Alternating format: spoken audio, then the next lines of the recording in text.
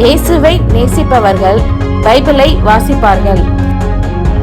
இந்த சேனலை பின்பற்றினால் ஓராண்டில் வேதாகமத்தை வாசித்து முடித்து விடலாம்.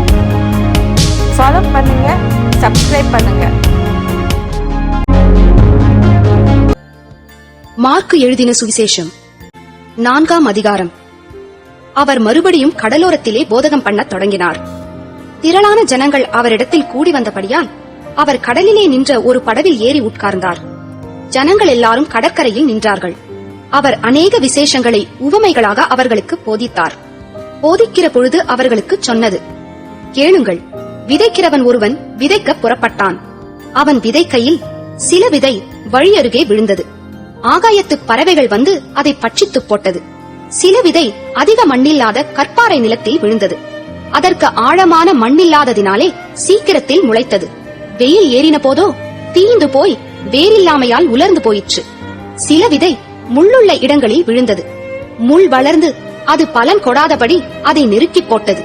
சில விதை நல்ல நிலத்தில் விழுந்து ஓங்கி வளருகிற பயிராகி 1 30, 1 60, 1 100 பலன் தந்தது.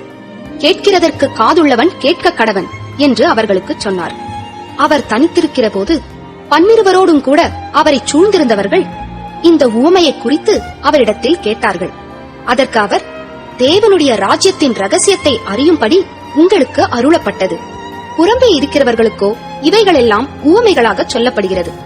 அவர்கள் குணப்படாத படிக்கும், பாவங்கள் அவர்களுக்கு மன்னிக்கப்படாத படிக்கும், அவர்கள் கண்டும் காணாதவர்களாகவும் கேட்டும் உணராதவர்களாகவும் இருக்கும்படி இப்படி சொல்லப்படுகிறது என்றார்.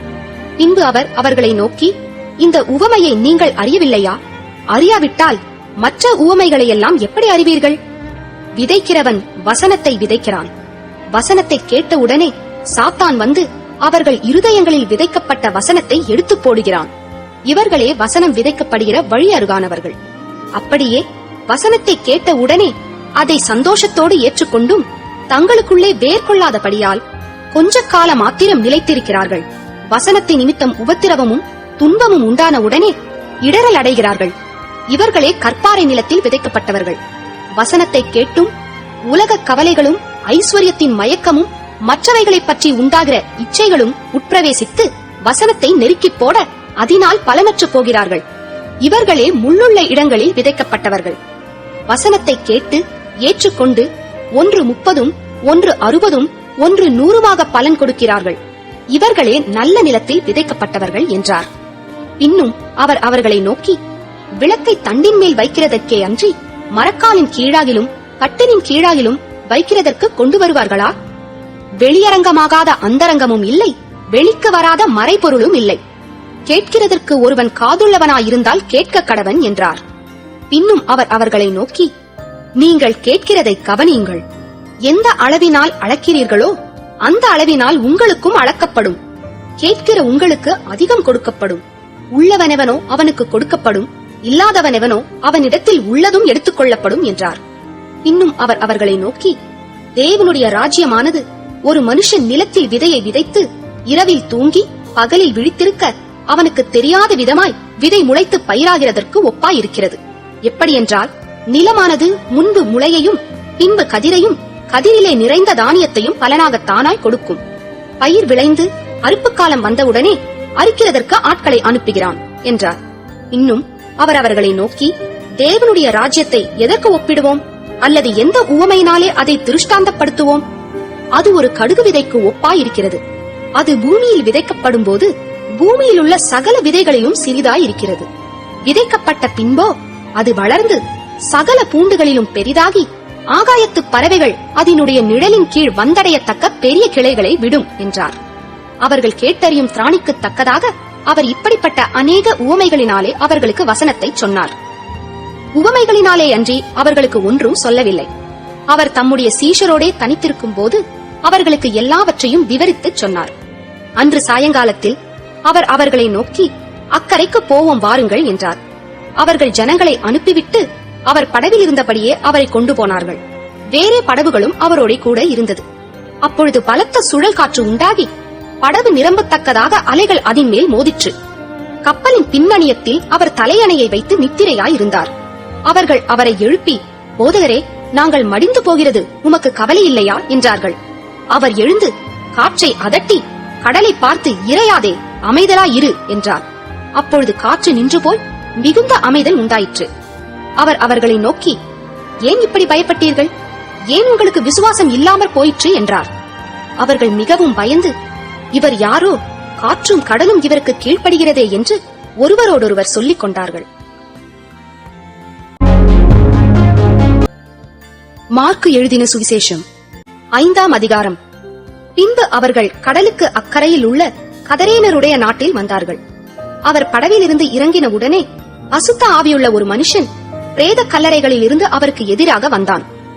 அவனுடைய குடியிருப்பு கல்லறைகளிலே இருந்தது. அவனை சங்கிலிகளினாலும் கட்ட ஒருவனாலும் கூடாதிருந்தது. அவன் அநேகம் தரம் விலங்குகளினாலும் சங்கிலிகளினாலும் கட்டப்பட்டிருந்தும் சங்கிலிகளை முறித்து விலங்குகளை தகர்த்து போடுவான். அவனை அடக்க ஒருவனாலும் கூடாதிருந்தது. அவன் எப்பொழுதும் இரவும் பகலும் மலைகளிலும் கல்லறைகளிலும் இருந்து கூக்குரலிட்டு கல்லுகளினாலே தன்னை காயப்படுத்திக் கொண்டிருந்தான். அவன் இயேசுவை தூரத்திலே கண்டபோது ஓடி வந்து அவரை பணிந்து கொண்டு, இயேசுவே, உன்னதமான தேவனுடைய குமாரனே, எனக்கும் உமக்கும் என்ன? என்னை வேதனைப்படுத்தாத படிக்கு தேவன் பேரில் உமக்கு ஆணை என்று மிகுந்த சத்தமிட்டு சொன்னான். ஏனெனில் அவர் அவனை நோக்கி, அசுத்த ஆவியே, இந்த மனுஷனை விட்டு புறப்பட்டு போ என்று சொல்லியிருந்தார். அப்பொழுது அவர் அவனை நோக்கி, உன் பேர் என்னவென்று கேட்டார். அதற்கு அவன், நாங்கள் அநேகராயிருக்கிறபடியால் என் பேர் லேகியோன் என்று சொல்லி தங்களை அந்த திசையிலிருந்து துரத்தி விடாதபடிக்கு அவரை மிகவும் வேண்டிக் கொண்டான். அப்பொழுது அவ்விடத்தில் மலை அருகே அநேகம் பன்றிகள் கூட்டமாய் மேய்ந்து கொண்டிருந்தது. அந்த பிசாசுகள் எல்லாம் அவரை நோக்கி, பன்றிகளுக்குள்ளே போகும்படி அவைகளுக்குள்ளே எங்களை அனுப்பும் என்று அவரை வேண்டிக் கொண்டன. இயேசு அவைகளுக்கு உத்தரவு கொடுத்தவுடனே அசுத்த ஆவிகள் புறப்பட்டு பன்றிகளுக்குள் போயின. உடனே ஏறக்குறைய 2000 பன்றிகள் உள்ள அந்த கூட்டம் உயர்ந்த மேட்டிலிருந்து ஓடி கடலிலே பாய்ந்து கடலில் அமிழ்ந்து மாண்டது. பன்றிகளை மேய்த்தவர்கள் ஓடி இதை பட்டணத்திலும் சுற்றுப்புறங்களிலும் அறிவித்தார்கள். அப்பொழுது சம்பவித்ததை பார்க்கும்படி ஜனங்கள் புறப்பட்டு இயேசுவினிடத்தில் வந்து, லேகியோனாகிய பிசாசுகள் பிடித்திருந்தவன் வஸ்திரம் தரித்து உட்கார்ந்து புத்தி தெளிந்திருக்கிறதை கண்டு பயந்தார்கள். பிசாசுகள் பிடித்திருந்தவனுக்கும் பன்றிகளுக்கும் சம்பவித்ததை கண்டவர்களும் அவர்களுக்கு விவரமாய் சொன்னார்கள். அப்பொழுது தங்கள் எல்லைகளை விட்டு போகும்படி அவரை வேண்டிக் கொள்ள தொடங்கினார்கள். அப்படியே அவர் படவில் ஏறுகிற பொழுது பிசாசு பிடித்திருந்தவன் அவரோடே கூட இருக்கும்படி தனக்கு உத்தரவு கொடுக்க அவரை வேண்டிக் கொண்டான். இயேசு அவனுக்கு உத்தரவு கொடாமல், நீ உன் இனத்தாரிடத்தில் உன் வீட்டிற்கு போய் கர்த்தர் உனக்கு இறங்கி உனக்கு செய்தவைகளை எல்லாம் அவர்களுக்கு அறிவி என்று சொன்னார். அந்தப்படி அவன் போய் இயேசு தனக்கு செய்தவைகளை எல்லாம் தெக்கப்போலி என்னும் நாட்டில் பிரசித்தம் பண்ணத் தொடங்கினான். எல்லாரும் ஆச்சரியப்பட்டார்கள்.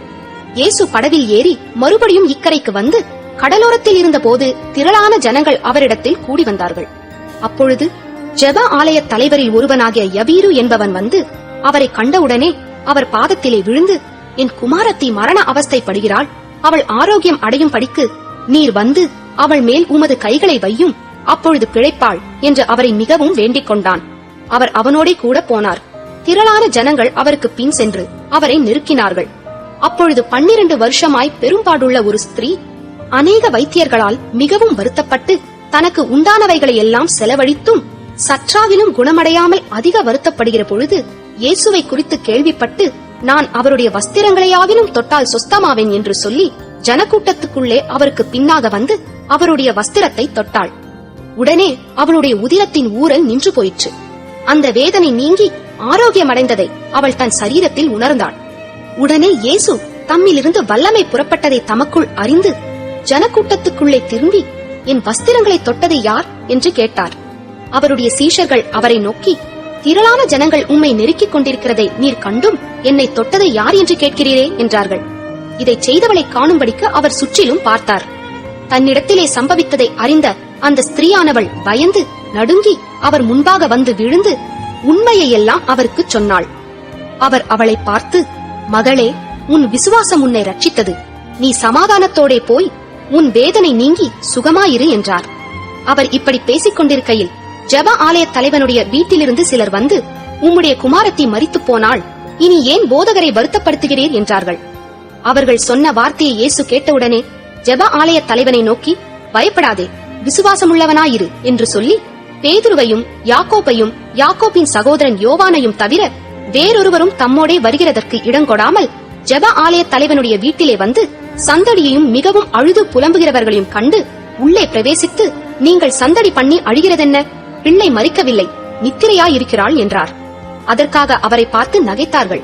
எல்லாரையும் அவர் வெளியே போக பண்ணி, பிள்ளையின் தகப்பனையும் தாயையும் தம்மோடே வந்தவர்களையும் அழைத்துக் கொண்டு பிள்ளை இருந்த இடத்தில் பிரவேசித்து பிள்ளையின் கையை பிடித்து, தலித்தா கூமி என்றார். அதற்கு, சிறு பெண்ணே எழுந்திரு என்று உனக்கு சொல்லுகிறேன் என்று அர்த்தமாம். உடனே சிறு பெண் எழுந்து நடந்தாள். அவள் 12 வயதுள்ளவளாயிருந்தாள். அவர்கள் மிகுந்த ஆச்சரியப்பட்டு பிரமித்தார்கள். அதை ஒருவருக்கும் அறிவியாதபடி அவர்களுக்கு உறுதியாக கட்டளையிட்டு அவளுக்கு ஆகாரம் கொடுக்கும்படி சொன்னார்.